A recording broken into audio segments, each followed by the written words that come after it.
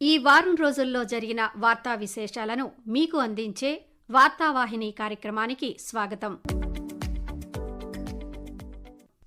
Parliament budget సమావేశాల్లో భాగంగా ఇటీవల ప్రవేశపెట్టిన ఆర్థిక బిల్లు 2025కి ఆమోదం లభించింది. గురువారం రాజ్యసభ ఈ బిల్లుకి ఆమోదం తెలిపింది. మంగళవారం లోక్సభలో సైతం ఆర్థిక బిల్లుకు ఆమోదం లభించింది. దీంతో 2025-26 కేంద్ర బడ్జెట్ ప్రక్రియ పూర్తయింది. 50.65 లక్షల కోట్ల రూపాయలతో 2025-26 కేంద్ర బడ్జెట్ను ప్రవేశపెట్టగా మొత్తం 35 ప్రభుత్వ సవరణలతో ఈ బిల్లుకు పార్లమెంటు ఉభయ సభలు ఆమోదం తెలిపాయి. లోక్సభలో ఆర్థిక బిల్లుపై జరిగిన చర్చలో కేంద్ర ఆర్థిక శాఖ మంత్రి నిర్మలా సీతారామన్ మాట్లాడుతూ 2025-26 ఆర్థిక సంవత్సరానికి కేంద్ర ప్రభుత్వ ఆర్థిక ప్రతిపాదనలను అమలు చేయడానికి ఈ బిల్లును ప్రవేశపెట్టడం జరిగిందన్నారు. ఫిబ్రవరి 13న లోక్సభలో ప్రవేశపెట్టిన నూతన ఆదాయపు పన్ను బిల్లు ప్రస్తుతం సెలెక్ట్ కమిటీ పరిశీలనలో ఉందని, వచ్చే పార్లమెంటు వర్షాకాల సమావేశాల్లో దీనిపై చర్చ చేపడతామని వెల్లడించారు. ఈ నూతన పన్ను విధానంలో 12 లక్షల రూపాయల ఆదాయం వరకు ఆదాయపు పన్ను ఉండదని స్పష్టం చేశారు. ఈ ఆర్థిక బిల్లు పారిశ్రామిక వస్తువులకు సంబంధించిన 7 కస్టమ్ టారిఫ్ రేట్లను తొలగించాలని ప్రతిపాదించిందని నిర్మలా సీతారామన్ మాట్లాడుతూ, In line with our Make in India policy and to rectify inverted duty structure to the list of exempted capital goods, I propose to add 35 additional capital goods for EV battery manufacturing and 28 additional capital goods for mobile phone battery manufacturing. This will boost domestic manufacture of lithium-ion batteries, both for mobile phones and for electric vehicles. రెండవ విడత parliament budget సమావేశాల్లో భాగంగా ఈ వారం పలు కీలక బిల్లులకు ఆమోదం లభించింది. ఇమ్మిగ్రేషన్ ఫారినర్స్ బిల్లు 2025, బ్యాంకింగ్ చట్టాల సవరణ బిల్లు 2024, త్రిభువన్ సహకారి విశ్వవిద్యాలయ బిల్లు మొదలగు వాటికి ఉభయ సభలు ఆమోదం తెలిపాయి. త్రిభువన్ సహకారి విశ్వవిద్యాలయ బిల్లుపై కేంద్ర హోంశాఖ మంత్రి అమిత్ షా మాట్లాడుతూ, ఈ బిల్లు గ్రామీణ ఆర్థిక వ్యవస్థను శక్తివంతం చేస్తుందని, స్వయం ఉపాధి కల్పించడంలో చిన్న తరహా వ్యాపారస్తులకు సహాయపడుతుందని చెప్పారు. सहकारिता एक ऐसा क्षेत्र है, हर गांव में कोई न कोई ऐसी इकाई है जो सहकारिता के माध्यम से कृषि विकास, ग्रामीण विकास और स्वरोजगारी के काम के अंदर जुटी हुई है, देश के विकास के अंदर योगदान करती है. इससे ग्रामीण अर्थव्यवस्था सशक्त होगी, स्वरोजगार और छोटी उद्यमिता इसका विकास होगा, सामाजिक समावेशन भी बढ़ेगा और नवाचार और अनुसंधान में भी कई नए मानांक गढ़ने के लिए मौके उपलब्ध होंगे. అదేవిధంగా ఇమిగ్రేషన్ ఫారినర్స్ బిల్లు 2025పై అమిత్ షా మాట్లాడుతూ, ఇమిగ్రేషన్ చట్టాలను ఆధునికీకరించడానికి ఈ బిల్లును తీసుకువచ్చామని, పాస్పోర్టులు, ప్రయాణ పత్రాలు, వీసా రిజిస్ట్రేషన్కు సంబంధించి కేంద్ర ప్రభుత్వానికి కొన్ని అధికారాలను కల్పించే నిబంధనలు ఈ బిల్లులో ఉన్నాయని, బహుళ చట్టాల సమస్యను సైతం ఇది పరిష్కరిస్తుందని అమిత్ షా తెలిపారు. ఒక దేశం ఒక ఎన్నిక అనే అంశంపై ఏర్పాటైన పార్లమెంటు సంయుక్త కమిటీ పదవీ కాలాన్ని పార్లమెంటు వర్షాకాల సమావేశాల చివరి వారం మొదటి రోజు వరకు పొడిగించారు. దీనికి సంబంధించి కమిటీ చైర్మన్ పిపి చౌదరి లోక్సభలో ఒక తీర్మానాన్ని ప్రవేశపెట్టగా దానికి సభ ఆమోదం తెలిపింది. బుధవారం లోక్సభలో ఆన్లైన్ బెట్టింగ్ యాప్స్, వెబ్సైట్స్ పై జరిగిన చర్చలో కేంద్ర ఎలక్ట్రానిక్స్, ఐటీ శాఖల మంత్రి అశ్విని వైష్ణవ్ మాట్లాడుతూ, ఐటీ మధ్యవర్తిత్వ నిబంధనల ప్రకారం ప్రభుత్వం 1410 ఆన్లైన్ గేమింగ్ బెట్టింగ్ వెబ్సైట్లను నిలిపివేసిందని తెలిపారు. ఆన్లైన్ గేమింగ్ సమస్యలను పరిష్కరించడానికి కేంద్ర ప్రభుత్వం అనేక చర్యలు తీసుకుంటుందని అన్నారు. బెట్టింగ్, జూదం అనేవి రాష్ట్ర పరిధిలోని అంశాలేనని, దానికోసం శాసన చట్టాన్ని రూపొందించే అధికారం రాష్ట్ర ప్రభుత్వానికి ఉందని కేంద్ర మంత్రి స్పష్టం చేశారు. భారతీయ న్యాయ సంహిత BNSలోని సెక్షన్ 112 కింద కూడా చర్యలు తీసుకుంటామని అశ్విని వైష్ణవ్ తెలియజేశారు. ఊబర్, ఓలా తరహాలో సహకార్ టాక్సీని ప్రభుత్వం త్వరలో ప్రారంభిస్తుందని హోంమంత్రి అమిత్ షా ప్రకటించారు. సహకార్ సే సమృద్ధికి అనుగుణంగా మరికొద్ది నెలల్లో భారీ స్థాయిలో సహకార టాక్సీ సర్వీసులు ప్రారంభమవుతాయని తెలిపారు. ఇందులో వచ్చే లాభం నేరుగా డ్రైవర్కు వెళుతుందని చెప్పారు.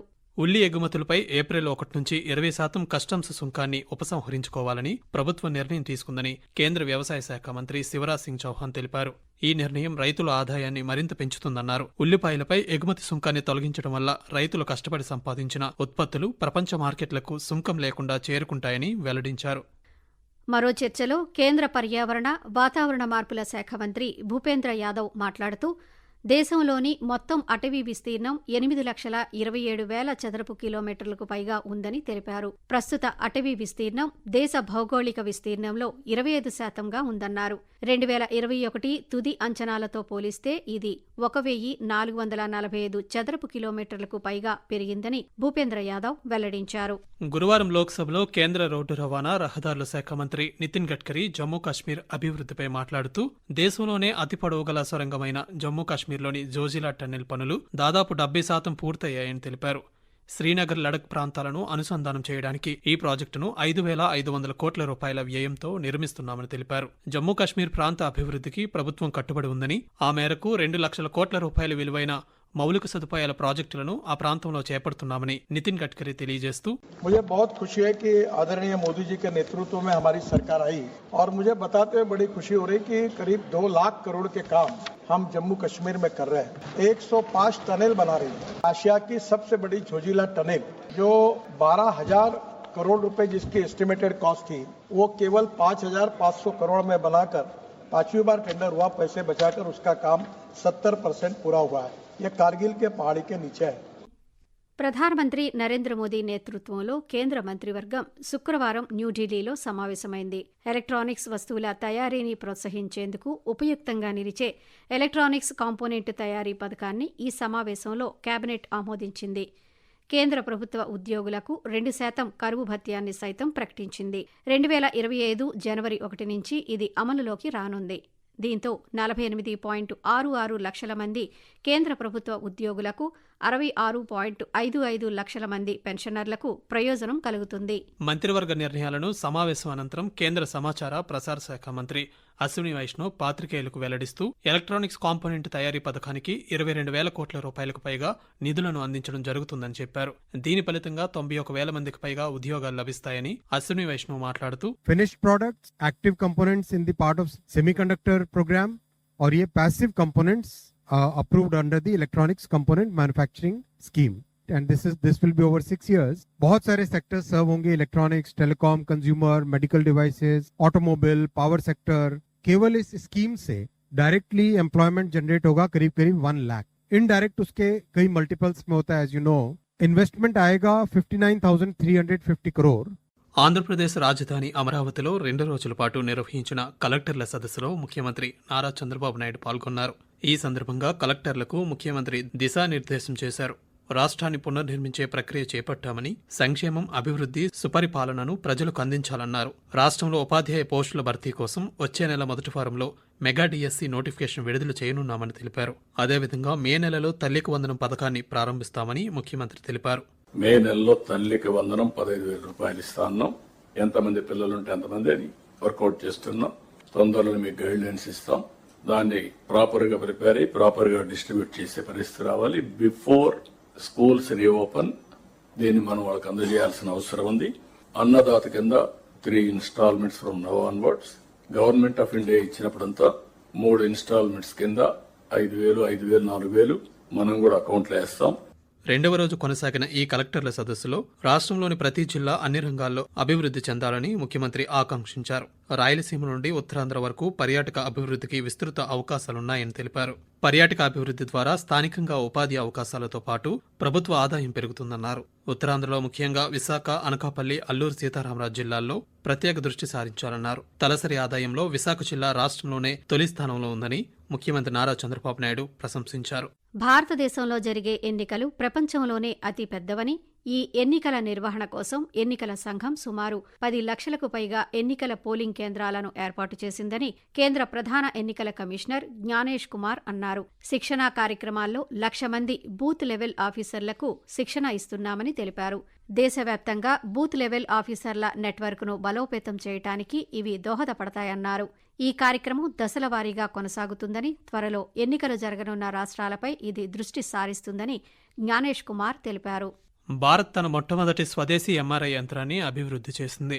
దీనిని అక్టోబర్ నాటికి ఎయిమ్స్ న్యూఢిల్లీలో ట్రయల్స్ కోసం ఏర్పాటు చేయనున్నారు. ఎలక్ట్రానిక్స్ అండ్ ఐటీ మంత్రిత్వ శాఖ ఆధ్వర్యంలో ఎయిమ్స్, సమీర్ సంస్థలు సంయుక్తంగా ఈ ప్రాజెక్టును చేపట్టాయి. 80-85% పరికరాలను భారత్ ప్రస్తుతం దిగుమతి చేసుకుంటున్నందున చికిత్స ఖర్చులను తగ్గించడంతో పాటు దిగుమతి చేసుకున్న వైద్య పరికరాలపై ఆధారపడటం ఈ ఆవిష్కరణ ద్వారా తగ్గుతుంది.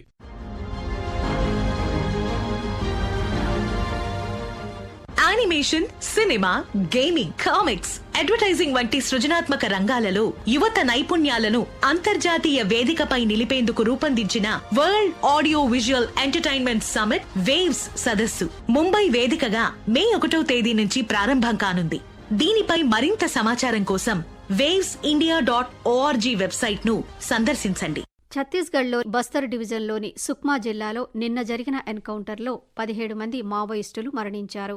ఈ ఎన్కౌంటర్లో 4 భద్రతా సిబ్బంది గాయపడ్డారు. అంతకుముందు మంగళవారం దంతెవాడ జిల్లాలో సైతం భద్రతా దళాలతో జరిగిన ఎన్కౌంటర్లో 3 మావోయిస్టులు మృతి చెందారు.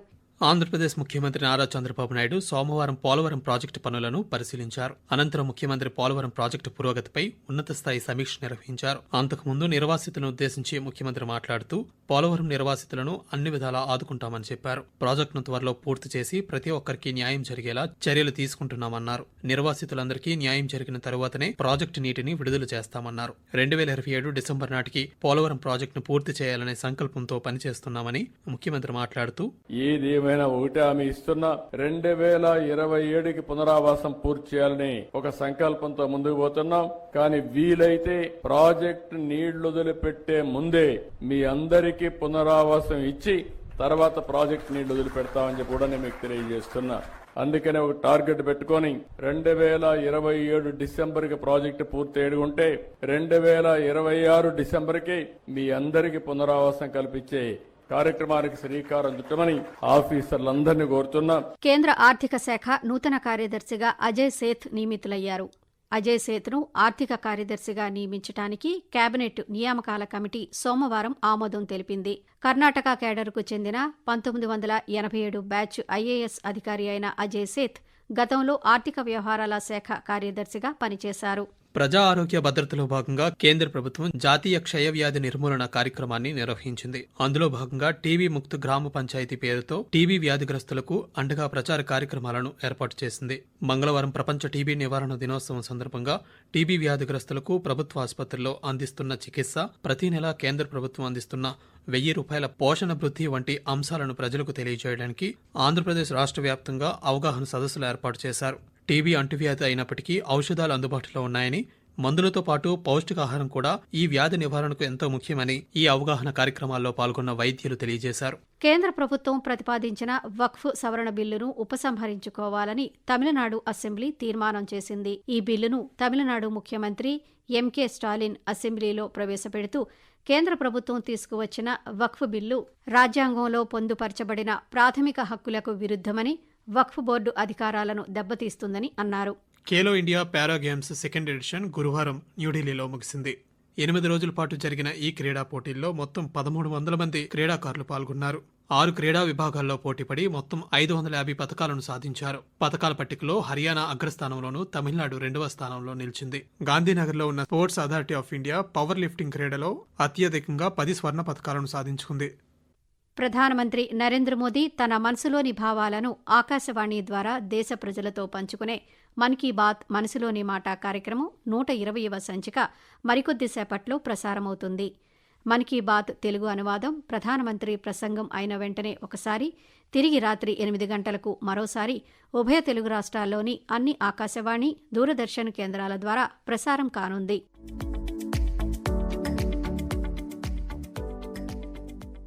మీరు ఇంతవరకు ఈ వారం రోజుల్లో జరిగిన వార్తా విశేషాలను మీకు అందించే వార్తావాహిని కార్యక్రమాన్ని విన్నారు.